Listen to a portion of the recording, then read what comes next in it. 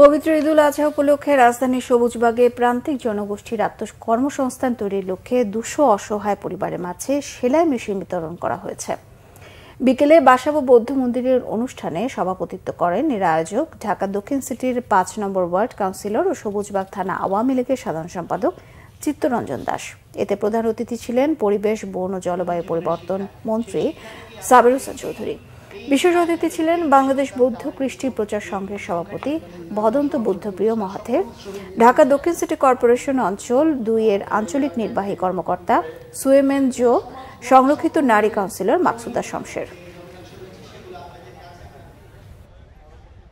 ব্যক্তি হিসাবে আপনারা আপনাদের নিজের পায়ে কিভাবে দাঁড়াতে পারেন, কারণ আমি আপনাকে আর্থিক সহযোগিতা করলাম, আপনাদেরকে কিছু অর্থের ব্যবস্থা করলাম, তবে এটা দিয়ে তো আর জীবিকার একটা ক্ষেত্র তৈরি হয় না।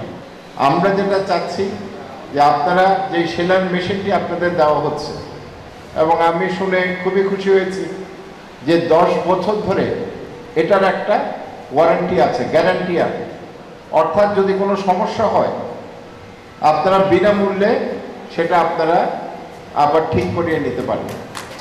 তো এই যে আমরা 200টা পরিবারকে ঠিক ঈদের আগ মুহূর্তে এটা দিচ্ছি, এটা কিন্তু আমাদের জন্য অনেক বড় একটা প্রাপ্তি।